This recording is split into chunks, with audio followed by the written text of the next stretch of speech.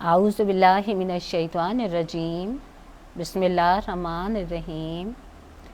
तमाम सामीन को अस्सलामु अलैकुम वरहमतुल्लाहि बरकातुहू।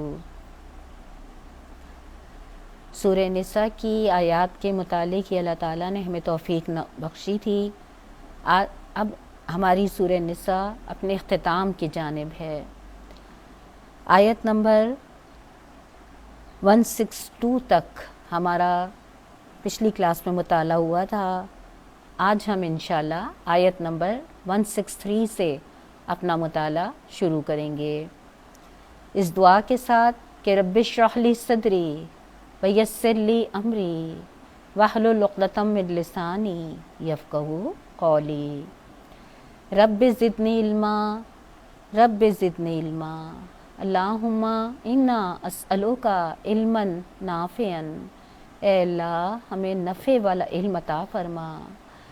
अल्लाहुम्मा फ़क़्क़िहना फ़िद्दीन। ए अल्लाह, हमें अपने दीन की सही समझ अता फरमा दे। आमीन सुम्मा आमीन। आयत नंबर 163 से आज हम इंशाल्लाह शुरू करेंगे। रब्बुल इज़्ज़त फरमाते हैं, बिस्मिल्लाहिर्रहमानिर्रहीम। व रुसुलन क़द क़स्ससनाहुम अलैका मिन क़ब्लु व रुसुलन लम नक़्सुसहुम अलैका व कल्लमल्लाहु मूसा तकलीमा। रुसुलन मुबश्शिरीना व मुनज़िरीना लिअल्ला यकूना लिन्नासि अलल्लाहि हुज्जतुम बादर रुसुल व कानल्लाहु अज़ीज़न हकीमा। लाकिनिल्लाहु यशहदु बिमा अंज़ला अलैका अंज़लहु बिइल्मिही वल मलाइकतु यशहदूना व कफ़ा बिल्लाहि शहीदा। इन्नल लज़ीना कफ़रू व सद्दू अन सबीलिल्लाहि क़द ज़ल्लू ज़लालन बईदा। इन्नल लज़ीना कफ़रू लम यकुनिल्लाहु लियग़फ़िर लहुम वला लियहदियहुम तरीक़ा इल्ला तरीक़ा जहन्नमा ख़ालिदीन फ़ीहा अबदा व काना ज़ालिका अलल्लाहि यसीरा। सदक़ल्लाहुल अज़ीम। इन आयात के तर्जुमे की तरफ आने से पहले थोड़ा सा जो हमारा पिछली आयात का तसलसल चल रहा था उसको हम दोहराए लेते हैं। अल्लाह रब्बुल इज़्ज़त ने जो ढीठ और सरकश कौमें होती हैं उनके रवैये को वाज़ेह फरमाया था कि उन्होंने हज़रत ईसा अलैहिस्सलाम के साथ उनको बावजूद अल्लाह का नबी जानते हुए उनके साथ क्या सलूक करा था। और ये बात यहाँ रख कर अल्लाह ताला गोया क़यामत तक ईमान लाने वालों पर यह बात वाज़ेह फरमा रहे थे कि ईमान का रास्ता, जन्नत का रास्ता, हिदायत का रास्ता मेहनत और क़ुरबानियों और मुश्किलात और इम्तिहानों का रास्ता है। हमसे पहले भी लोग इसी रास्ते से गुजारे गए। आज भी हमारा ये इम्तिहान होगा अगर हम इस रास्ते पे चलेंगे और हम दुनिया से चले जाएंगे। हमारे बाद भी ये रास्ता इसी तरह चलता रहेगा। फिर अल्लाह ताला ने ये बात ईसाइयों के जो अक़ीदे हैं उनके दरमियान कि हज़रत ईसा अलैहिस्सलाम जो हैं वो सूली पे चढ़ाए गए, उसके बारे में अल्लाह ताला ने बात वाज़ेह फरमाई थी कि दरअसल अल्लाह ताला ने वो मामला उनके लिए मुश्तबा कर दिया था ना, और उसकी हकीकत जो है वो अल्लाह से बेहतर और कोई नहीं जानता। और उनके अपने दरमियान भी इस बारे में हज़रत ईसा को सूली पे चढ़ाए जाने के हवाले से मुख्तलिफ़ तस्वुरात पाए जाते हैं, लेकिन यकीन का इल्म इनमें से भी किसी के पास नहीं है।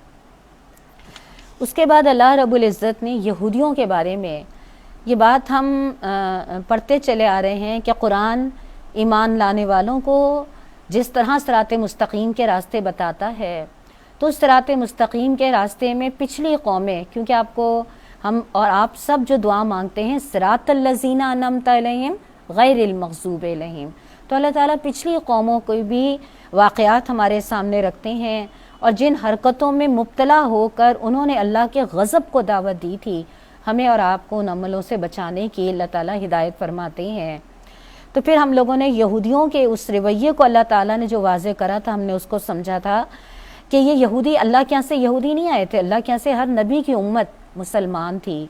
मगर बाद में जब इन लोगों ने अपने दीनों को टुकड़े टुकड़े कर डाला और फ़िरक़ों में बट गए, تو پھر کوئی یہودی بنا، کوئی عیسائی بنا، اور آج ہمارے یہاں بھی جو مسلکوں کی بنیاد پہ فرقے وجود میں آ رہے ہیں وہ اسی زمرے میں آتے ہیں۔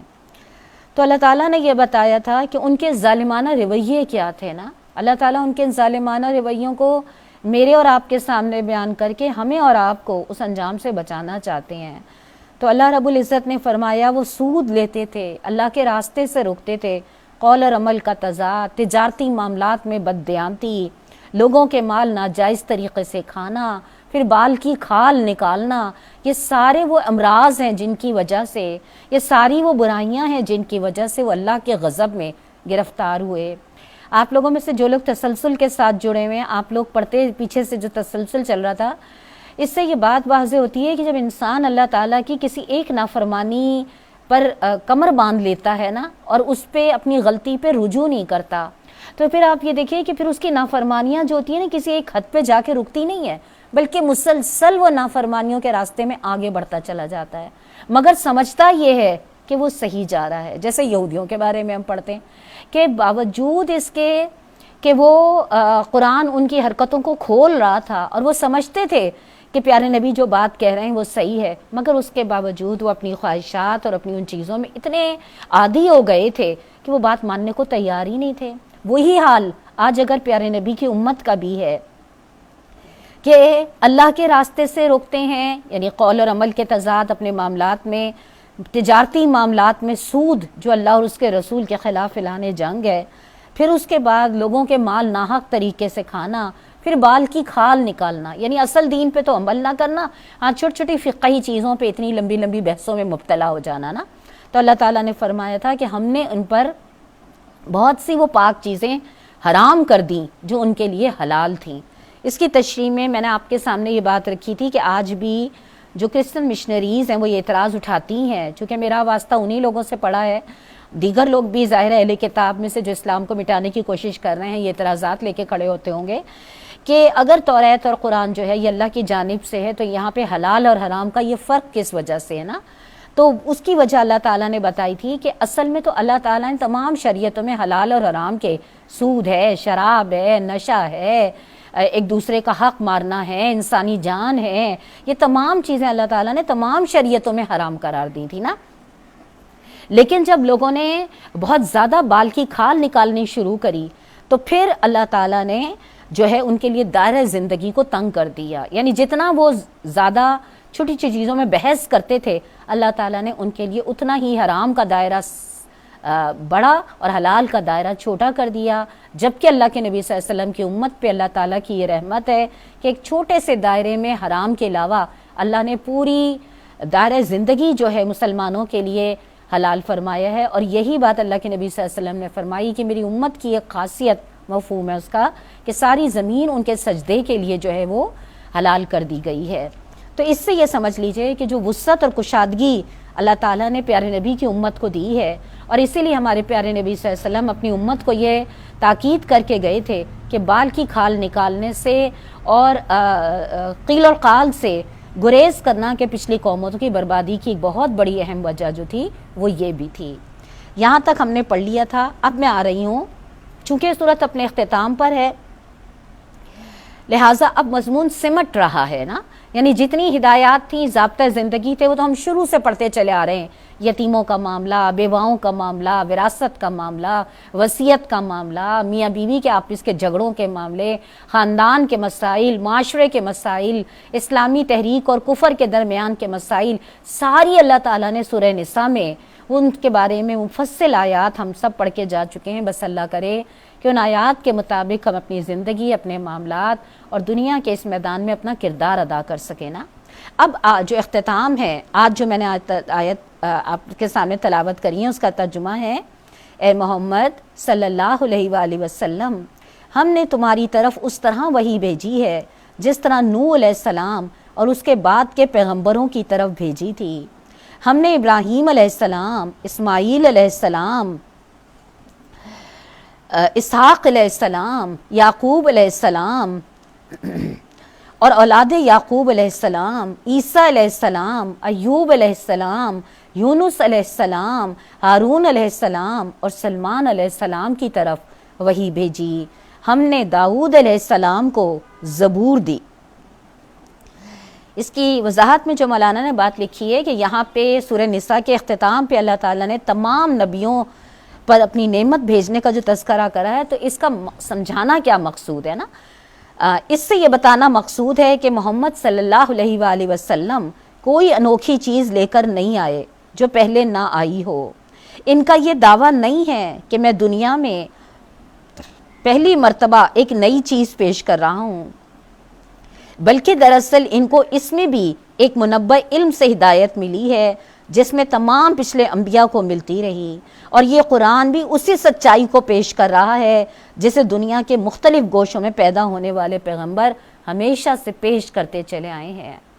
یعنی اختتام پر آ کر اللہ تعالیٰ نے جو یہ تمام انبیاء علیہ السلام کا تذکرہ کرا، تو کیا سمجھانے کے لیے کہ جو دعوت اللہ کے نبی صلی اللہ علیہ وسلم رکھ رہے ہیں یہ کوئی نئی دعوت نہیں ہے۔ حضرت آدم سے لے کے بیچ میں تمام انبیاء علیہ السلام کے سلسلے جو آئے ہیں وہ ایک ہی دعوت لے کر آئے ہیں کہ اللہ کو ایک مانو اور اللہ کی بندگی میں اپنے آپ کو اور اپنے معاشرے کو دے دو۔ بس یہی دعوت ہے، اللہ کی بندگی کو اللہ کی زمین پہ قائم کر دو۔ یہی مسلمان ہونے کا مقصد ہے، اور یہی مقصد دے کے اللہ تعالیٰ نے مسلمانوں کو دنیا میں قرآن لے کے بھیجا ہے۔ دوسری بات جو اس میں اللہ تعالیٰ نے فرمائی نا، ہم نے داؤد علیہ السلام کو زبور دی۔ موجودہ بائبل میں زبور کے نام سے جو کتاب پائی جاتی ہے وہ ساری کی ساری زبور داؤد نہیں ہے۔ اس میں بکثرت مضامین دوسرے لوگوں کے بھی بھر دیے گئے ہیں اور ان کی طرف سے وہ منسوب ہیں۔ اسی طرح ان کتابوں میں حضرت ایوب کے نام سے بھی ایک باب جو ہے بائبل میں درج ہے، لیکن حکمت کے بہت سارے جوہر رکھنے کے باوجود اسے یقین نہیں آتا کہ واقعی حضرت ایوب کی طرف اس کتاب کی نسبت صحیح ہے۔ اس لیے قرآن میں اور خود اس کتاب کی ابتدا میں حضرت ایوب کے جس صبر عظیم کی تعریف کی گئی ہے، اس کے برعکس وہ کتابیں ہمیں یہ بتاتی ہیں کہ حضرت ایوب علیہ السلام اپنی مصیبت کے زمانے میں اللہ تعالیٰ کے خلاف سراپا شکایت بنے ہوئے تھے، حتیٰ کہ ان کے ہم نشین انہیں سمجھانے کی کوشش کرتے تھے مگر وہ کسی طرح مان کر نہیں دیتے تھے۔ میں نے آپ کے سامنے اکثر یہ مضمون رکھا ہے کہ دیکھیں آج بھی ہم دیکھتے ہیں اللہ تعالیٰ جن سے اپنے دین کی خدمت کا کام لے رہا ہے، الحمدللہ ہر دور میں اللہ تعالیٰ نے وہ لوگ پیدا کرے ہیں۔ آج ہمارے سامنے ذاکر نائک کی صورت میں، اس سے پہلے ہمارے سامنے بہت سارے اس طرح کے لوگ گزرے ہیں جنہوں نے اسلام کا اور دوسرے مذاہب کا تقابلی مطالعہ کر کر یہ بات دنیا کے سامنے ثابت کری ہے کہ اس وقت صحیح صورت میں صرف قرآن موجود ہے، دلائل کے ساتھ ثابت کری ہے۔ دیکھیں یہ بات تو ہم بھی کہتے ہیں مگر ہم دلائل سے ثابت نہیں کر پاتے، لیکن ایسے اہل علم گزرے ہیں جنہوں نے یہ بات ثابت کری اور ہمیں وہ چیز سمجھ آتی ہے اور ہمیں اچھی لگتی ہے، اس سے ہمیں اپنے ایمان پہ شرح صدر زیادہ حاصل ہوتی ہے۔ تو مولانا نے بھی تفہیم میں خاص جو بات ان کی پائی جاتی ہے وہ یہ ہے کہ ہمیں مولانا جو اہل کتاب کی کتابیں ہیں نا ان کا حوالہ ضرور دیتے ہیں۔ اس سے یہ فائدہ ہوتا ہے ہمیں بھی دلائل ملتے ہیں۔ ہم اور آپ تو ایک عام پڑھنے والے لوگ ہیں نا، لیکن ایک عام پڑھنے والے مسلمان کو بھی اتنی سمجھ ضرور ہونی چاہیے کہ جب وہ یہ دعویٰ کرتا ہے کہ قرآن اپنی اصلی حالت میں محفوظ ہے تو اس کے پاس اپنے دعوے کے لیے دلائل ہونے چاہیے۔ عام انسان کے پاس عام انداز میں بھی، عام مسلمان کے پاس عام الفاظ میں بھی وہ دلائل ہونے چاہیے، ٹھیک ہے، بڑی علمی بحثیں نہ کرے۔ تو مولانا مرحوم نے تفہیم القرآن میں یہ بہت بڑی الحمدللہ اللہ تعالیٰ کی طرف سے رہنمائی انہوں نے دی ہے کہ انہوں نے دوسری کتابوں کے وہ حوالے دیے ہیں جن کے بنا پہ ہم دلائل کے ساتھ یہ بات بتا سکتے ہیں کہ دوسری کتابوں کے غلط ہونے کے لیے ہمارے پاس کیا دلائل ہیں اور قرآن کے صحیح ہونے کے لیے ہمارے پاس کیا دلائل ہے نا۔ یہ دلائل مولانا اس لیے تقابلی مطالعہ جو ہے، آپ دیکھیں آج کل تو باقاعدہ جو اسلامک یونیورسٹیاں ہیں وہاں تقابل ادیان کا مضمون پڑھایا جاتا ہے نا، اور یہ ہماری ضرورت ہے۔ جب انسان کو کسی نعمت کو سمجھنا ہونا یا کسی نعمت کو نعمت ثابت کرنا ہو تو یہ بہت ضروری ہے کہ اس سے اپوزٹ جو چیزیں ہیں، جیسے مثال کے طور پہ آنکھیں ہیں، اللہ کی بہت بڑی نعمت ہے، ہم سب کو پتہ ہے، لیکن ان آنکھوں کی زیادہ اہمیت اس وقت پتہ چلتی ہے کہ جب ہم کسی نابینا کو دیکھتے ہیں نا، اس وقت ہمیں اپنی اس نعمت کا زیادہ احساس ہوتا ہے نا، پھر ہم اس نعمت کی زیادہ قدردانی کی طرف متوجہ ہوتے ہیں نا۔ بالکل اسی طرح سے قرآن اللہ تعالیٰ کی ایک نعمت ہے، ہم سب مسلمان ہیں، ہمیں یقین ہے، لیکن اس نعمت کی قدردانی کا احساس جب ہم دوسری کتابیں پڑھتے ہیں یا دوسری امت کے لوگوں کو لکھتے ہیں تو پھر ہمیں اندازہ ہوتا ہے کہ اللہ تعالیٰ نے کتنی بہترین کلام اتارا ہے، اور 1400 سال گزرنے کے باوجود اللہ تعالیٰ نے اس کو اپنی اصلی حالت میں کس طرح محفوظ کر رکھا ہے، تو لا محالہ اس کے پیچھے کوئی اہم ترین وہ مقصد ہوگا نا جو اللہ تعالیٰ مجھ سے اور آپ سے لینا چاہتا ہے۔ تو پھر ہم لوگ اس مقصد کے لیے کہ قرآن کی سچائی اور قرآن کی حقانیت کو دنیا کے سامنے پیش کریں نا، پھر ہم اس مقصد کے لیے عام فہم زبان میں ہم عام لوگ جو ہیں وہ عمومی انداز میں لوگوں کے سامنے یہ بات واضح کر سکتے ہیں اور اپنے بھی ایمان کو بڑھا سکتے ہیں۔ اس کے بعد اللہ تعالیٰ نے آگے فرمایا، ہم نے ان رسولوں پر بھی وحی نازل کی جن کا ذکر ہم اس سے پہلے تم سے کر چکے ہیں، اور ان رسولوں پر بھی جن کا ذکر تم سے نہیں کیا۔ ہم نے موسیٰ علیہ السلام سے اس طرح گفتگو کی جس طرح گفتگو کی جاتی ہے۔ کس طرح حضرت موسیٰ علیہ السلام سے گفتگو ہوتی تھی؟ مولانا نے اس کی بڑی اچھی تفصیل لکھی ہے۔ دوسرے انبیاء علیہ السلام پر تو وحی اس طرح آتی تھی کہ ایک آواز آ رہی ہے یا فرشتہ پیغام سنا رہا ہے اور وہ سن رہے ہیں، لیکن حضرت موسیٰ علیہ السلام کے ساتھ یہ خاص معاملہ برتا گیا کہ اللہ تعالیٰ نے خود ان سے گفتگو کی۔ بندے اور اللہ کے درمیان اس طرح باتیں ہوتی تھیں جیسے دو شخص آپس میں بات کرتے تھے۔ مثال کے طور پر سورہ طٰہٰ میں بات نقل کی گئی ہے کہ کس طرح اللہ تعالیٰ، جب ہم انشاءاللہ اللہ کرے ہماری استقامت قرآن کے راستے میں رہے، ہم انشاءاللہ جب سورہ طٰہٰ کے مطالعے سے گزریں گے تو وہاں اللہ اور حضرت موسیٰ علیہ السلام کے درمیان براہ راست جس طرح بات چیت ہوتی تھی جیسے دو کے آپس میں گفتگو ہو رہی ہے، حالانکہ ظاہر ہے اللہ رب العزت غیب کے پردے میں ہوتے تھے اور حضرت موسیٰ ایک انسان تھے، لیکن اس گفتگو کا انداز ایسا ہوتا تھا، لیکن اس کی صورت کیا ہوتی تھی وہ ہمارے سامنے نہ واضح ہے، نہ صحابہ کرام نے پیارے نبی سے اس کے بارے میں سوال کرا، اور نہ مجھے اور آپ کو اس بارے میں تجسس ہونا چاہیے۔ ہاں بس اتنی بات ضرور سامنے آتی ہے کہ اللہ تعالیٰ نے ہر نبی سے مختلف انداز میں کلام کرا، اور کلام کا مقصد یہی تھا کہ میرے بندوں کو میری بندگی کی طرف متوجہ کیا جائے۔ اور اللہ بہرحال غالب رہنے والا اور حکیم اور دانا ہے۔ لوگ نہیں مانتے تو نہ مانے، مگر اللہ گواہی دیتا ہے کہ جو کچھ اس نے تم پر نازل کیا ہے اپنے علم سے نازل کیا ہے، اور اس پر ملائکہ بھی گواہ ہیں، اگرچہ اللہ کا گواہ ہونا بالکل کفایت کرتا ہے۔ ان آیتوں میں اگر آپ غور کریں نا، آیت نمبر 166 کا ترجمہ پڑھ رہی ہوں، یعنی اللہ تعالیٰ کیا بات واضح فرما رہے ہیں کہ اللہ تعالیٰ نے اتنے انبیاء کے سلسلے تم لوگوں کے لیے نازل کرے، پھر اللہ نے ان کے ساتھ کلام الہی بھی نازل کرا، اور اس کی وجہ کیا تھی؟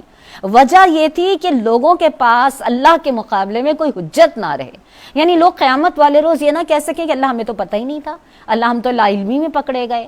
اللہ تعالیٰ نے اس لیے 1,24,000 اپنے نمائندے بھیجے اور اس قرآن کو قیامت تک محفوظ رکھنے کا ذمہ لیا کہ کوئی انسان لا علمی میں اللہ تعالیٰ کے ہاں نہ پکڑا جائے اور وہ وہاں یہ نہ کہہ سکے کہ اللہ مجھے تو پتہ نہیں تھا۔ اتنے اللہ تعالیٰ نے رہنمائی دینے کے لیے اتنے سلسلے جاری کرے، اور پھر اللہ تعالیٰ فرماتے ہیں کہ جو کچھ اللہ نے نازل کرا وہ اپنے علم سے، یعنی وہ کوئی ایسی ویسی چیز نہیں تھی، وہ بڑا قیمتی رہنمائی تھی نا۔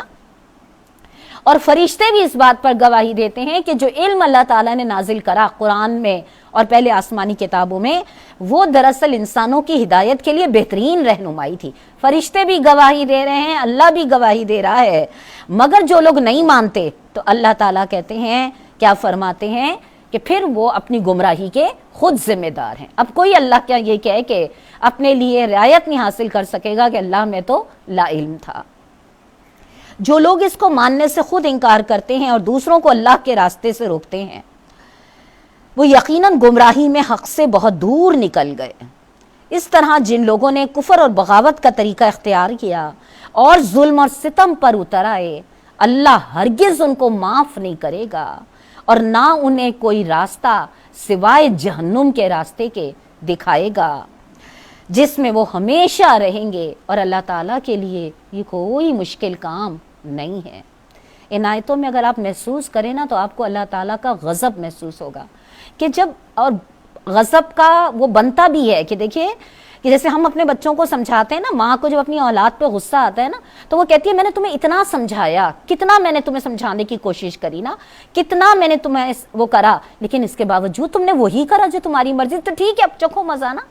تو اللہ تعالیٰ بھی آپ یہ دیکھیے کہ گو میں نے اتنا بہترین علم نازل کرا، فرشتے اس علم کی گواہی دیتے ہیں، مگر اس کے باوجود بھی جو لوگ اس علم کے مطابق نہ خود عمل کرتے ہیں نہ دوسروں کو رہنمائی دے رہے ہوتے ہیں، تو اللہ تعالیٰ نے ایسے لوگوں کے بارے میں کیا کہا؟ اللہ تعالیٰ ان کو ہرگز معاف نہیں کرے گا، نہ ان کو جہنم کے راستے کے سوا کوئی راستہ دکھائے گا۔ اللہ تعالیٰ ہم سب کو اس انجام سے محفوظ رکھے۔ لیکن حقیقت یہ ہے کہ اگر میں اور آپ اس انجام سے اپنے آپ کو بچانا چاہتے ہیں تو مجھے اور آپ کو حتی الامکان یہ کوشش کرنی ہوگی کہ ہم شعوری طور پہ یہ کوشش کریں کہ ہمارا کوئی عمل ایسا نہ ہو جو دوسروں کو اللہ کے راستے سے روکنے کا سبب بن سکے۔ دیکھیے یہ بات ذہن میں رکھیے گا، کافر کے بارے میں تو ہم یہ کہہ سکتے ہیں کہ وہ اللہ کے دین پر ایمان نہیں لاتا اور اللہ کے راستے سے روکتا ہے، لیکن ایک مسلمان کس طرح لوگوں کو اللہ کے راستے سے روکتا ہے؟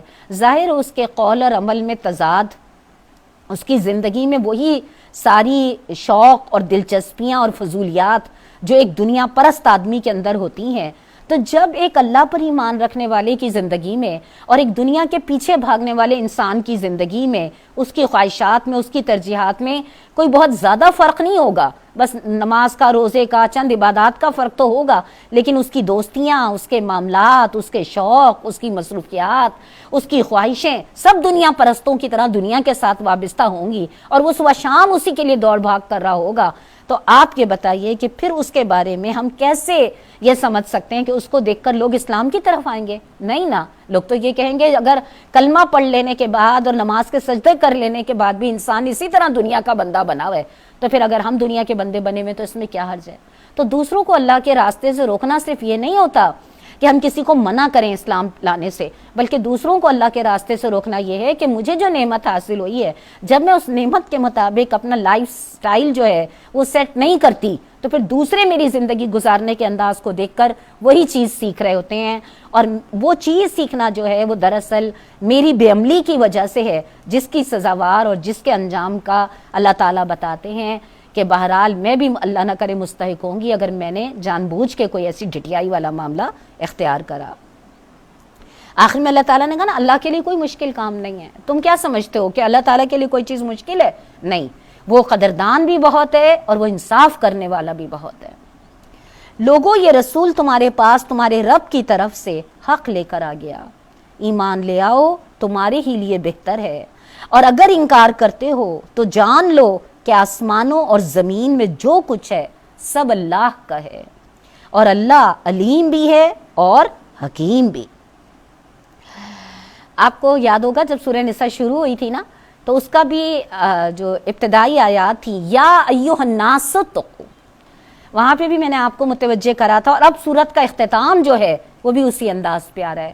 یہ انداز یا ایھا الناس والا کیا بتاتا ہے کہ قرآن صرف مسلمانوں کے لیے نہیں ہے، قرآن دنیا کے تمام انسانوں کے لیے، مگر ہم مسلمانوں کی یہ کم علمی ہے کہ ہم نے اس کو صرف مسلمانوں کی کتاب بنا کر دنیا کے لیے پیش کیا ہے۔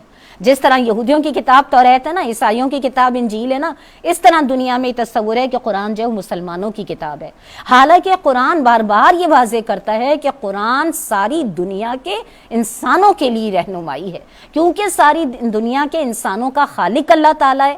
اب وہ مانے نہ مانے اپنے خالق کو، لیکن ان کو زندگی گزارنے کا راستہ ان کے رب نے دیا ہے اور وہ قرآن میں ہے۔ اور اب مسلمان کی یہ ذمہ داری ہے، مجھے اور آپ کو بھی اگر اپنے خالق کا یہ تعارف ملا ہے تو اس وجہ سے ملا ہے نا کہ ہم مسلمان ماں باپ کی اولاد ہیں، لیکن دنیا کی ساری مخلوق تو مسلمان ماں باپ کی اولاد نہیں ہے نا، لہٰذا اس لیے اللہ تعالیٰ نے ہم مسلمانوں کی یہ ذمہ داری لگائی ہے کہ دنیا کی وہ ساری مخلوق جو تمہاری طرح مسلمان معاشرے میں پیدا نہیں ہوئی، اس کو اس کے خالق کا پیغام پہنچانا اور اسے اس کی زندگی کا درست راستہ سمجھانا، یہ اب مسلمانوں تمہاری ذمہ داری ہے۔ لہٰذا کیا کرو؟ مان لو، اور اگر یعنی اللہ جو بات کہہ رہا ہے اس کو خود بھی مانو اور دنیا کے سامنے بھی رکھو، اور اگر تم نہیں مانو گے تو یہ سوچ لو کہ زمین اور آسمان کے मालिक की नाफरमानी करके तुम उसका तो कुछ भी नहीं बिगाड़ सकोगे, तुम्हारा अपना ही नुकसान होगा। और अल्लाह कौन है? अलीम भी है और हकीम भी है। यानी ये मत समझना कि तुम जो खुद सरियां कर रहे हो अल्लाह को नहीं पता। अल्लाह ताला अगर ढील दे रहा है तो ये ना समझो कि अल्लाह तुमसे राजी है। अल्लाह ने तुम में इम्तिहान में डाला हुआ है और फिर अल्लाह ताला तुमसे निमटने का तरीका बहुत अच्छी तरह जानता है। ए अहले किताब, अपने दीन में गुलू ना करो और अल्लाह की तरफ हक के सिवा कोई बात मंसूब ना करो। ईसा इब्ने मरियम इसके सिवा कुछ नहीं था कि अल्लाह का एक रसूल था, एक फरमान था जो अल्लाह ने मरियम की तरफ भेजा और एक रूह थी अल्लाह ताला की तरफ से जिसने मरियम के रहम में बच्चे की शक्ल इख्तियार की। बस तुम अल्लाह और उसके रसूलों पर ईमान लाओ और ना कहो कि तीन हैं, बाज आ जाओ, ये तुम्हारे लिए बेहतर है। अल्लाह तो बस एक ही खुदा है, वो बालातर है इससे कि कोई उसका बेटा हो। ज़मीन और आसमानों की सारी चीज़ें इसकी मिल्क हैं और उनकी किफ़ालत और ख़बरगिरी के लिए बस वही काफ़ी है। इसमें अल्लाह ताला ने पहली बात जो कही ना, ए अहले किताब दीन में गुलू ना करो। ये गुलू क्या है? मौलाना ने इसकी बड़ी अच्छी तफसीर दी है। यहाँ अहले किताब से मुराद ईसाई हैं और गुलू के मायने हैं किसी चीज़ की हिमायत में हद से गुजर जाना।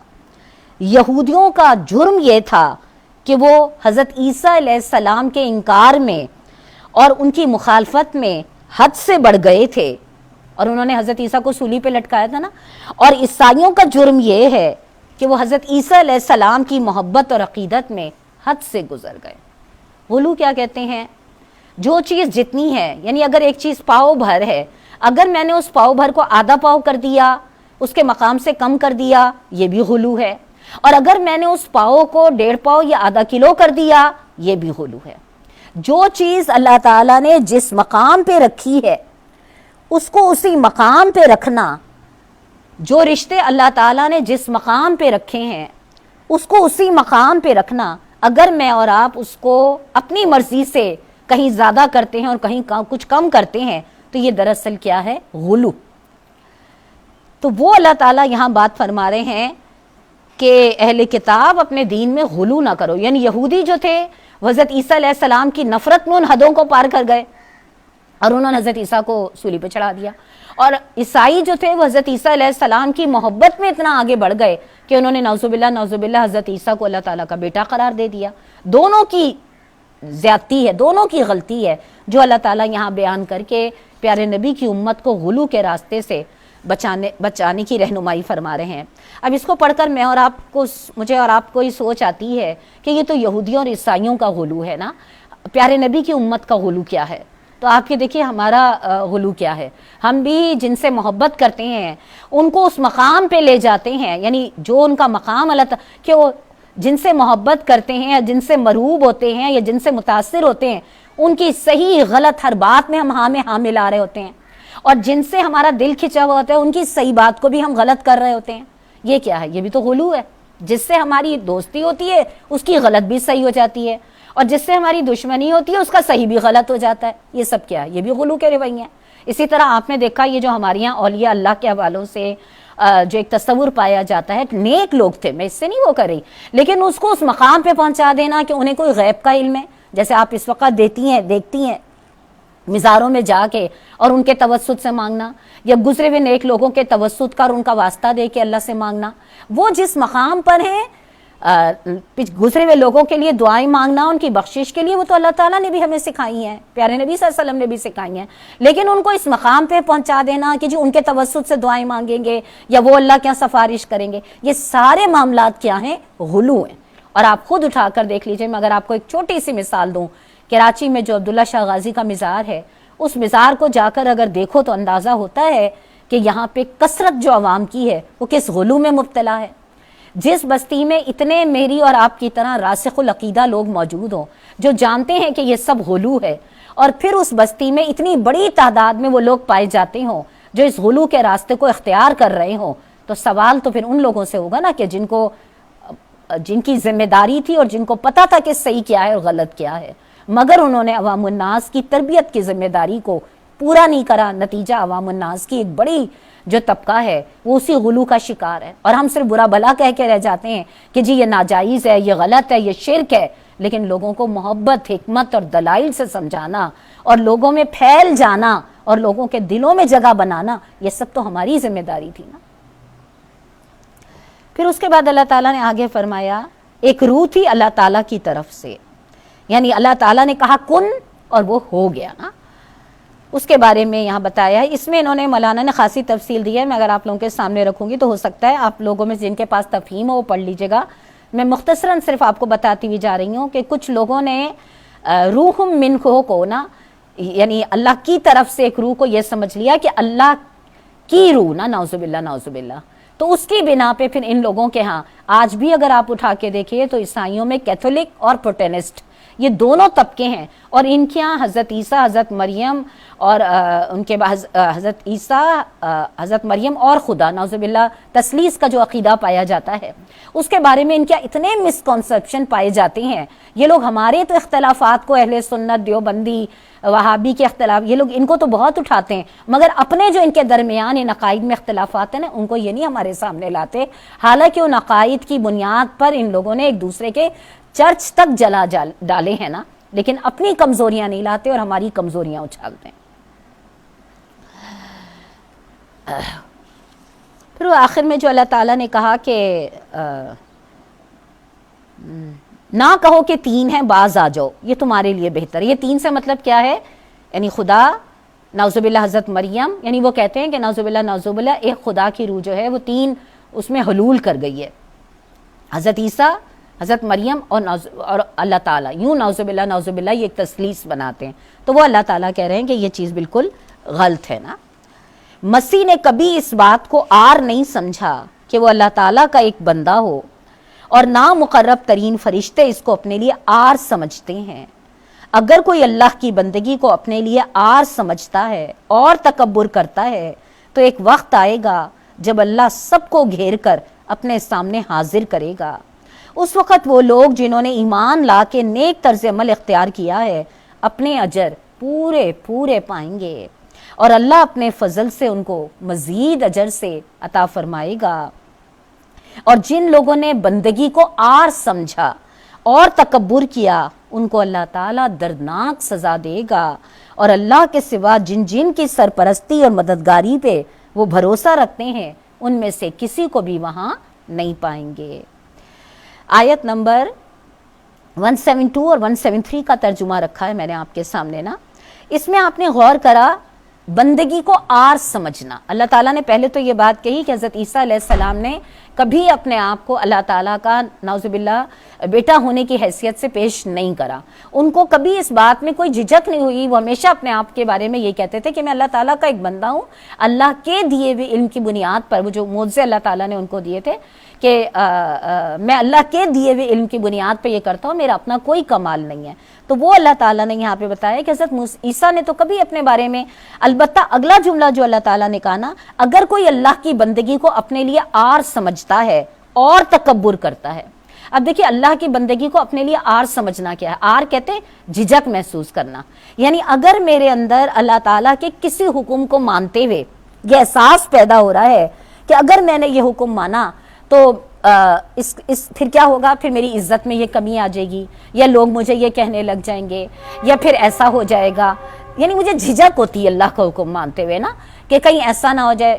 مثال کے طور پہ ایک بات کہتی ہوں، جیسے ایک حجاب کا ہی معاملہ ہے، ایک حجاب ہی لیتے ہوئے مجھے یہ جھجک ہوتی ہے کہ اگر میں نے حجاب لیا تو لوگ مجھے جو ہے وہ دقیانوسی کہیں گے، اسی طرح اگر میں نے سادگی اختیار کری تو لوگ مجھے مفلوق الحال کہیں گے، اسی طرح اگر میں نے کم گوئی اختیار کری تو لوگ مجھے مغرور کہیں گے، اسی طرح اگر میں نے لوگوں کو سے درگزر کرنا شروع کرا تو لوگ مجھے کمزور سمجھیں گے۔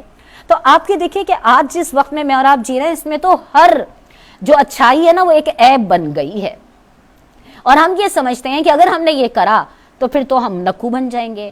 صاف سیدھی بات کہنا، لگی لپٹی بات سے دامن بچانا، تو یہ اللہ تعالیٰ کہہ رہے ہیں کہ اگر کسی کو یہ جھجک ہوتی، اللہ کی بندگی سے مراد کیا؟ اللہ کی اطاعت نا، یعنی مجھے اس بات میں کیا شرم ہے اور جھجک ہے کہنے میں کہ میں اللہ کی غلام ہوں، یہ تو میرے لیے اس اللہ کی میں غلام ہوں उस अल्लाह की मैं बंदी हूँ, मुझे इसमें कोई शर्म नहीं होनी चाहिए। और जब मैं इस बात का इतराफ़ कर रही हूँ कि मैं अल्लाह की ग़ुलाम हूँ, तो फिर मुझे उसका कहना, ग़ुलाम को तो ये हक़ ही नहीं होता कि वो कभी मालिक की माने कभी ना माने। अल्लाह का बंदा या बंदी होने का इकरार जो है, या अल्लाह की ग़ुलाम होने का जो इकरार है, वो तो फिर मुझसे उस तर्ज़ अमल का तकाज़ा करता है कि फिर मुझे हर वक्त हर कैफियत में अल्लाह ताला की बात माननी है। इसलिए कि हम भी कभी अपने नौकरों को यह हक़ नहीं देते कि वो अपनी मर्ज़ी से तो हमारी बात माने और अपनी मर्ज़ी से ना माने, कुछ माने कुछ ना माने। हम भी तो अपने नौकरों को, और कुरान ने ये मिसालें दी भी हैं कि लोगों जिस अल्लाह की बंदगी तुम करते हो उसकी तो अताअत में तुम अगर मगर करते हो, लेकिन तुम्हारे आगे ग़ुलाम है तो क्या तुम उनको अपने बराबर ले आओगे? नहीं ना, तुम तो यही चाहोगे कि जो बात तुम उनसे कह रहे हो वो पूरी की पूरी माने। तो वो बात अल्लाह ताला यहाँ पे फरमा रहे हैं कि अगर कोई अल्लाह की बंदगी को अपने लिए आर समझता है, यानी अगर कोई ये समझता है कि मैंने अल्लाह की ये बात मानी तो मेरी इज्जत में कोई कमी आ जाएगी, या लोगों में मेरा ये वक़ार कम हो जाएगा, या लोग क्या कहेंगे, या लोगों में मैं अच्छी नहीं बनूंगी, या ऐसा हो जाएगा ऐसा हो जाएगा, तो अल्लाह ताला ने कहा ये तकब्बुर है। अल्लाह की बात मानने में क्या झिझक है? अल्लाह की अपने आप को अल्लाह की बंदी करार देने में कौन सी शर्म है? कोई भी शर्म नहीं है। वो मुझे खिला रहा है, उसका दिया हुआ रिज़्क़ खाते हुए शर्म आती है? उससे मांगते हुए कभी शर्म आती है? कभी उसके खजानों से कुछ लेते हुए शर्म आती है? नहीं आती ना। मांग मांग के लेते हैं, जितना देता है और मांग मांग के लेते हैं, कभी शर्म नहीं। इंसानों के सामने जबान खोलते हुए शर्म आती है कि अल्लाह कभी किसी का पानी का भी मोहताज ना करिएगा, लेकिन अपने रब से नहीं मांगो तो शर्म आती है कि हम तो इतने मोहताज हैं, रब से ना मांगेंगे तो कहाँ जाएंगे। तो वो अल्लाह ताला ये बयान कर रहे हैं कि जब तुम्हें मेरे से मांगते हुए, मेरा रिज़्क़ खाते हुए शर्म नहीं आती, और मैंने तुमसे कहा है कि मुझसे मांगो ना, तो जब इन सारे मामलात में कोई बात नहीं, तो फिर मेरा कहना मानते हुए तुम्हें शर्म क्यों आती है? वहाँ पे तुम्हें दुनिया और लोग और ये और वो ये सब कुछ क्यों सोचता है? वहाँ पे भी तुम्हें शर्म नहीं, बल्कि ये तो तुम्हारे लिए फ़ख्र की बात होनी चाहिए कि जिसका दिया हुआ नमक खा रहे हो, जिसकी दीवी जिंदगी पे पल रहे हो, उसका नमक हलाल कर रहे हो, उसकी अताअत कर रहे हो। तो ये बात तो शर्म के बजाय फ़ख्र की है कि जिसका खा रहे हो उसका हलाल भी कर रहे हो, तो इसमें शर्म कैसी? और फिर अल्लाह ताला ने आगे कहा कि जो कोई ये समझता है अल्लाह की बंदगी को कि इसमें उसकी शान में कोई कमी आ जाएगी या उसके मकाम में, तो वो तकब्बुर करता है। और आपको याद होगा मैंने आपको बताया था, अल्लाह के नबी सल्लल्लाहु अलैहि वसल्लम ने इरशाद फरमाया है, अल्फाज का मफ़हूम है, अल्लाह ताला फरमाते हैं तकब्बुर मेरी चादर है, जो मुझसे मेरी चादर घसीटे वो अपना अंजाम सोच ले। और अल्लाह की निगाह में तकब्बुर क्या है कि इंसान अल्लाह ताला के कलाम से रहनुमाई हासिल करे अपनी ज़िंदगी के हर मामले में, मगर करे वही जो दिल में आए। कुछ अल्लाह की मान ले, कुछ अपनी मान ले, कुछ दुनिया की मान ले, इस तरह मिल मिला के चले और कहे बहन दीन और दुनिया दोनों लेके चलने पड़ते हैं ना। कुरान की निगाह में ये क्या है? तकब्बुर।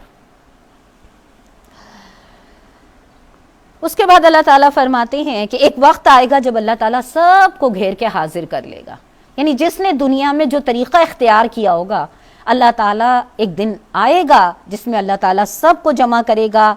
और उस रोज़ जिसने ईमान लाकर अपने आप को पूरा का पूरा अपने रब के आगे झुकाया होगा, जिसने अल्लाह की बंदगी को करने में कोई झिझक नहीं महसूस की होगी, अल्लाह ताला फरमा रहे हैं उसको हम बड़े अजर देंगे और उस अजर से ज़्यादा नवाजेंगे।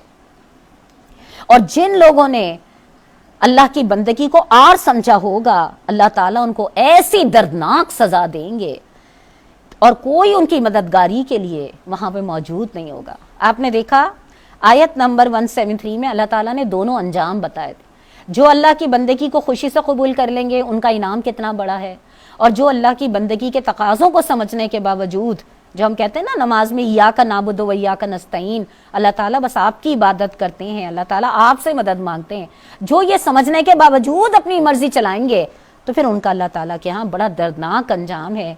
ये दोनों अंजाम हमारे सामने अल्लाह ताला सूरत के अख्तिताम पे रख रहे हैं कि लोगों जहाँ तक इल्म देने की बात थी वो तो तुमने पूरी सूरह निसा समझ ली ना। अब मसला इल्म की कमी का नहीं है, अब मसला उस इल्म के मुताबिक अमल का है। अब वो तुम जितना करोगे उस हिसाब से तुम्हारा अंजाम तुम्हारे लिए तैयार है। आखिरी जुमले आ रहे हैं, आखिरी आयात हैं। लोगों तुम्हारे रब की तरफ से तुम्हारे पास दलीलें रोशन आ गई है। आपने देखा इस आयत में भी अल्लाह ताला ने मुसलमानों नहीं कहा, लोगों कहा है। دلیل روشن آ گئی اور ہم نے تمہاری طرف ایسی روشنی بھیجی ہے جو تمہیں صاف راستہ دکھانے والی ہے۔ اب جو لوگ بات مان لیں گے اور اس کی پناہ ڈھونڈیں گے ان کو اللہ اپنی رحمت اور اپنے فضل و کرم کے دامن میں لے لے گا اور اپنی طرف آنے کا سیدھا راستہ ان کو دکھا دے گا۔ اس میں اللہ تعالیٰ نے میری اور آپ کی اس بات کا جواب بھی دیا ہے اہدنا الصراط المستقیم کا، کہ لوگوں تم جو مجھ سے مانگتے ہو نا صراط مستقیم، تو دیکھو یہ جو تم پڑھ رہے ہو نا اللہ کا کلام، یہ دراصل وہ روشنی ہے، یہ دراصل وہ راستہ ہے جو تمہیں سیدھا راستہ صاف صاف دکھائے گا، بشرطے کہ تمہارا ارادہ اس کو مان لینے کا ہو۔ اگر تو تمہارا ارادہ سننے اور جھومنے اور سبحان اللہ اور ماشاء اللہ، اگر تمہارا ارادہ صرف اسی حد تک ہے تو ظاہر ہے پھر تو یہ تمہیں راستہ نہیں دکھائے گا جنت کا نا۔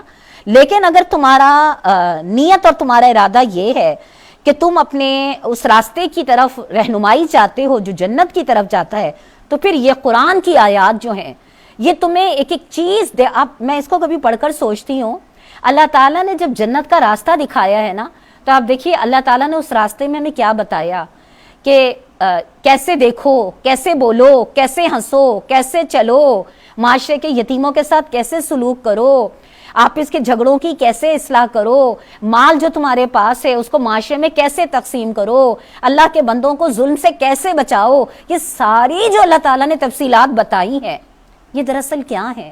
یہ دراصل صراط مستقیم کے راستے کی تو نشانات ہیں۔ جتنا جتنا تم ان چیزوں کو اختیار کرتے جاؤ گے اتنی اتنی اس روشنی میں تمہارا یہ راستہ اور تمہارا یہ سفر طے ہوتا جائے گا۔ اور پھر ایسے لوگ جو اللہ کی بات مان لیں گے، یہ نہیں کہا جو سن لیں گے، پڑھ لیں گے، یاد کر لیں گے، درس دے دیں گے، ایسا کچھ نہیں کہا، کہا جو لوگ بات مان لیں گے اور اس کی پناہ ڈھونڈیں گے، یعنی جب اس کی بات مانیں گے تو لامحالہ سہارے کی ضرورت تو پڑے گی، اس لیے کہ دنیا تو نہیں زندہ رہنے دینے کی، دنیا تو جینا مصیبت کر دے گی۔ لہٰذا یہ بہت ضروری ہے اللہ کی بندگی میں اپنے آپ کو دینے کے لیے کہ اللہ تعالیٰ سے تعلق مضبوط کیا جائے۔ اب دیکھیے اس تعلق کی مضبوطی کے لیے اللہ تعالیٰ نے 12 مہینوں میں ایک مہینہ رمضان کا ہمیں عطا کرا ہے۔ اب اس ایک مہینے میں اگر ہم اپنے رب سے وہ تعلق نہ جوڑ پائے تو پھر ہم دنیا کے ان امتحانوں میں اور صراط مستقیم کے اس راستے پہ چلنے کے لیے کہیں سے کوئی رہنمائی اور طاقت نہیں حاصل کر سکیں گے۔ اس لیے انشاءاللہ چونکہ آج ہماری آیات ختم ہو رہی ہیں، انشاءاللہ جو باقی رمضان سے پہلے 2 کلاسیں ہوں گی، 2 جمعرات آئیں گے، میں انشاءاللہ ان 2 جمعراتوں میں رمضان کے حوالے سے کوشش کروں گی جتنی اللہ تعالیٰ نے مجھے توفیق دی ہے کہ ہم انشاءاللہ اس کی جتنا بڑا مہمان ہوتا ہے اور جتنا عظیم مہمان ہوتا ہے اسی حساب سے اس کی تیاری بھی عظیم ہوتی ہے نا۔ اور یہ ہمارے پیارے نبی صلی اللہ علیہ وآلہ وسلم کی سنت بھی تھی کہ وہ اپنے صحابہ کو شعبان میں رمضان کے مہینے کے لیے تیار کرتے تھے۔ تو ہم بھی انشاءاللہ اب آگے آنے والے کہ اب ہماری بس ایک آیت رہ گئی ہے، ہم بھی انشاءاللہ اب آنے والے جو 2 جمعرات ہیں اس میں انشاءاللہ ہم رمضان کے حوالے سے اپنی مختلف تیاری کو انشاءاللہ تازہ کریں گے اور کوشش کریں گے کہ انشاءاللہ ہم بھی سنت رسول کے تحت اپنی اس تیاری کو تازہ دم کر سکیں اور پھر اس کے مطابق انشاءاللہ رمضان میں ہم قرآن کے حوالے سے اپنا ایمان کو تازہ کر سکیں۔ رمضان کا جو انشاءاللہ شیڈیول ہوگا وہ میں آگے جو 2 جمعراتوں آئیں گی نا ابھی، جس میں ہم رمضان کی تیاری کے حوالے سے انشاءاللہ پروگرام لیں گے، اس میں انشاءاللہ رمضان کا شیڈیول جو ہے وہ آپ کو بتا دوں گی۔ آخری آیت ہے، لوگ تم سے کلالہ کے معاملے میں فتویٰ پوچھتے ہیں، کہو اللہ تمہیں فتویٰ دیتا ہے، اگر کوئی شخص بے اولاد مر جائے اور اس کی ایک بہن ہو تو وہ اس کے ترکے میں سے نصف کی حصہ پائے گی، اور اگر بہن بے اولاد مرے تو بھائی اس کا وارث ہوگا، اور اگر میت کی وارث 2 بہنیں ہیں تو ترکے میں سے 2/3 کی حقدار ہوں گی، اور اگر کئی بھائی بہنیں ہیں تو عورتوں کا اکیرا اور مردوں کا حصہ دوہرا ہوگا۔ اللہ تمہارے لیے احکام کی وضاحت کرتا ہے تاکہ تم بھٹکتے نہ پھرو، اللہ تعالیٰ ہر چیز کا علم رکھتا ہے۔ آپ نے دیکھا بالکل آخر میں آ کے، ظاہر ہم یہ بات جانتے ہیں ہمارے پیارے نبی نے اللہ رب العزت کے حکم سے ہی قرآن کی ترتیب کو حضرت جبرائیل کے ساتھ دورہ قرآن اس میں مکمل کرا تھا نا. تو یعنی سوچنے والی بات یہ ہے کہ وراثت کے قوانین تو شروع میں چل رہے تھے، آیت 10، 11، 12، اور یہاں آخر میں آ کے کلالہ کے بارے میں جو آیت ہے اس کو یہاں پہ رکھ دیا گیا. اس سے اس چیز کی سمجھ آتی ہے کہ جہاں اللہ کے نبی صلی اللہ علیہ وسلم نے جس آیت کو جہاں پہ رکھا وہ آیت اسی مقام پہ اسی طرح سے آج میرے اور آپ کے ہاتھوں میں ہے. کسی کی بات میں اتنی ہمت اور جرت نہیں ہوئی کہ وہ یہ سوچے کہ یہ آیت تو اس کا مضمون تو وہاں چل رہا تھا، یا ایک آیت جو ہے یہ آخر میں کیوں آئی ہے. اگر اللہ کے نبی صلی اللہ علیہ وسلم نے سورہ توبہ کے شروع میں بسم اللہ نہیں لکھوائی تو آج تک جتنے مصحف قرآنی ہیں اس میں شروع میں سورہ توبہ نہیں لکھی جاتی.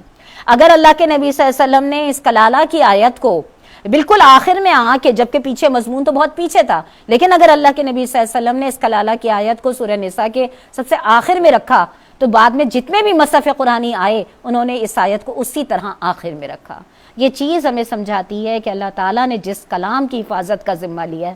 میں کبھی کبھی سوچتی ہوں جب اللہ تعالیٰ نے جس کلام کی حفاظت کا ذمہ لیا ہے اور 14 سال گزرنے کے باوجود اس میں ایک حرف آگے پیچھے نہیں ہوا، تو وہ لوگ جو اس کلام پر ایمان لاتے ہیں اگر وہ اس کے مطابق اپنی زندگی گزارنے کی کوشش کریں گے تو کیا اللہ تعالیٰ ان کی حفاظت کا ذمہ نہیں لے گا؟ کیا اللہ تعالیٰ ان کی مدد نہیں کرے گا؟ یہ میرے اور آپ کے لیے بڑی سوچنے کی بات ہے نا. جو ہستی یہ کر سکتی ہے جبکہ ہم اس ہستی کے بارے میں جانتے ہیں کہ وہ کن کی مالک ہے، تو یہ تو بہت بڑا اس کی طرف سے اعزاز آ رہا ہے، یقین دہانی آ رہی ہے، دلیل آ رہی ہے. میرے بندوں، جب میں 1400 سال گزرنے کے باوجود ایک کلام کی اس طرح حفاظت کر سکتا ہوں کہ ایک حرف آگے پیچھے نہیں ہو سکتا، تو کیا میں ان قیمتی انسانوں کی حفاظت نہیں کروں گا جو اس راستے پہ چلنے کے لیے محنتیں اور قربانیاں دیں گے؟ کیسے ہو سکتا؟ کیسے ہو سکتا ہے؟ ذرا سوچئے. اللہ کتنا بڑا قدردان ہے نا. اب اس میں جو کلالہ کے بارے میں اللہ تعالیٰ نے کہا ہے، اس کی میں نیچے اس کو پڑھ دیتی ہوں آپ کے سامنے. مولانا نے جو اس کی تشریح لکھی ہے، یہ آیت اس سورت کے نزول سے بہت بعد نازل ہوئی. بعض روایات سے تو یہاں تک معلوم ہوتا ہے کہ یہ قرآن کی سب سے آخری آیت ہے. یہ بیان اگر صحیح بھی نہ ہو تب بھی کم از کم اتنی بات تو ثابت ہے کہ یہ آیت سن 9 ہجری میں نازل ہوئی، اور سورہ نساء اس سے پہلے، بہت پہلے، ایک مکمل سورت کی حیثیت سے پڑھی جا رہی تھی. اس وجہ سے اس آیت کو ان آیات کے سلسلے میں شامل نہیں کیا گیا جو احکام میراث کے متعلق سورت کے آغاز میں ارشاد ہوئی ہیں، بلکہ اسے ضمیمے کے طور پر آخر میں لگا دیا گیا. کلالہ کے معنی میں اختلاف ہے. بعض کی رائے میں کلالہ وہ شخص ہے جو جس کے ماں باپ بھی نہ ہو اور جس کی اولاد بھی نہ ہو، اور بعض کے نزدیک بے اولاد مرنے والے کو کلالہ کہا جاتا ہے.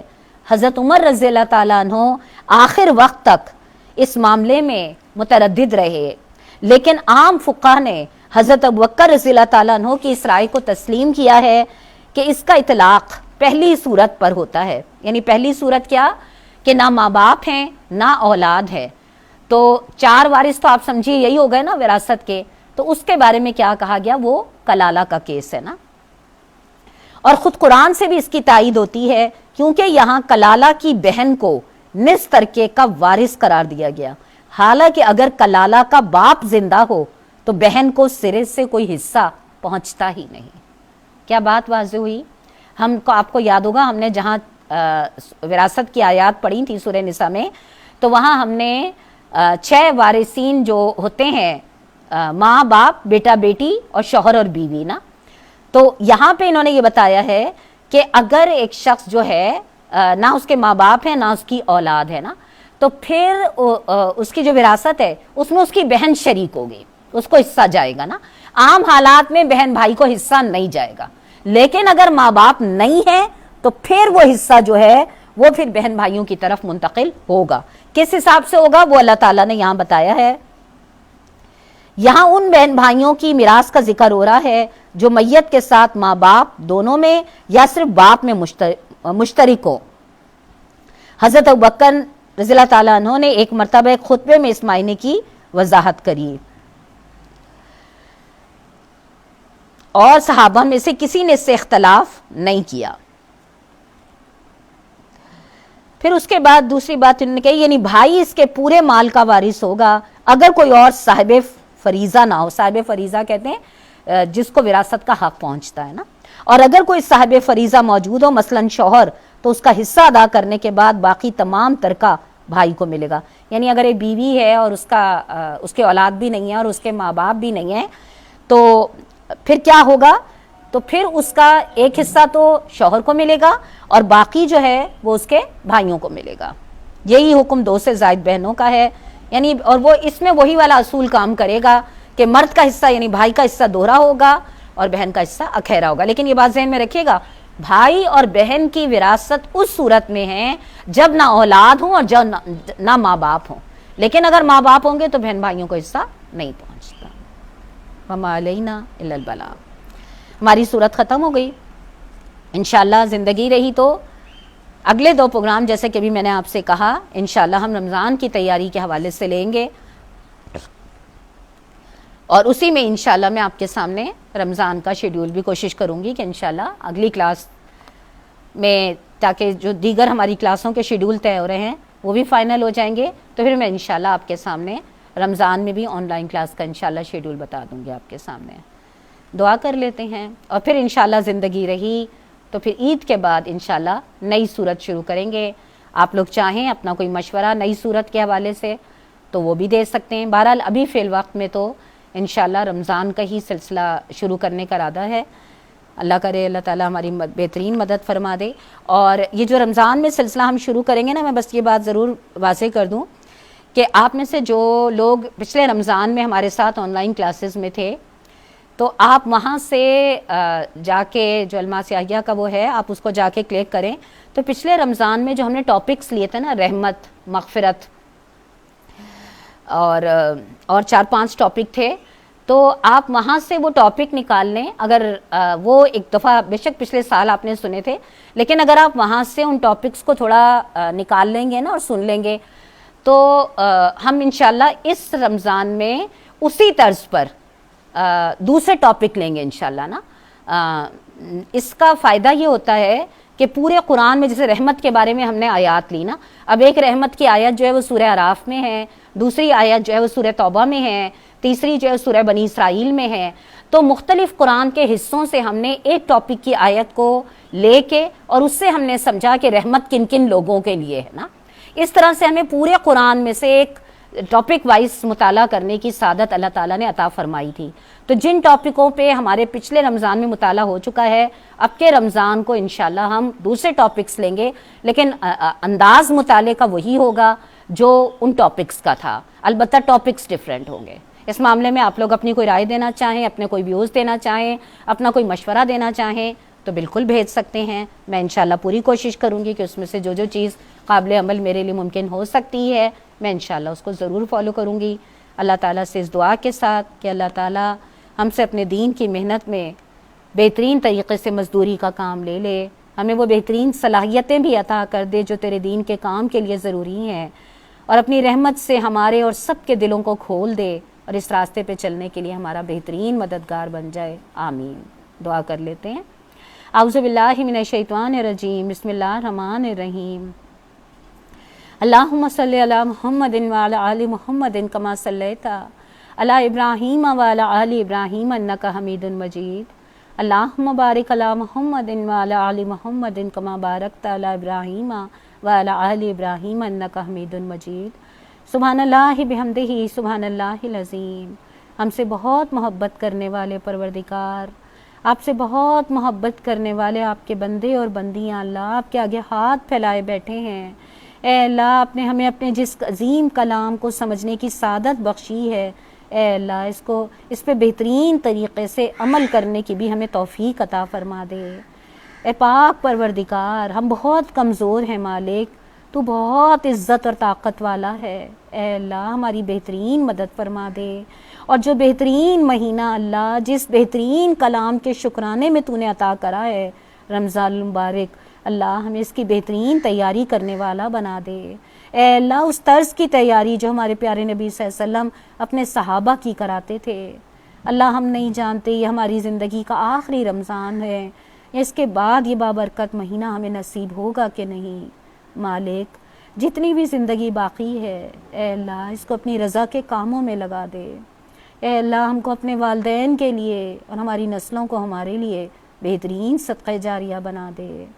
ربنا ہب لنا من ازواجنا وذریاتنا وقرۃ اعین وجعلنا للمتقین اماما۔ اے اللہ کل مسلمین کی مدد فرما دے۔ اے اللہ وہ ساری اللہ آفات جو ہماری نافرمانیوں کے سبب اللہ ہمارا دامن گھیرے میں، اللہ ہم سب کو ان سے بچنے کی توفیق عطا فرما دے۔ اللہم انا نسألک حیات سعادتاً و موت شہادتاً، اللہ ہمیں سعادت کی زندگی اور شہادت کی موت نصیب فرمانا، اور جب اپنے پاس بلانا تو اس حال میں کہ تو ہم سے راضی ہو اور ہم اپنے انجام سے خوش ہوں۔ ربنا تقبل منا انک انت السمیع العلیم وتب علینا انک انت التواب الرحیم۔ صلی اللہ تعالی علی خیر خلقہ محمد وآلہ وصحبہ اجمعین برحمتک یا ارحم الراحمین آمین۔ تمام سامعین کو السلام علیکم ورحمۃ اللہ وبرکاتہ۔ سلام۔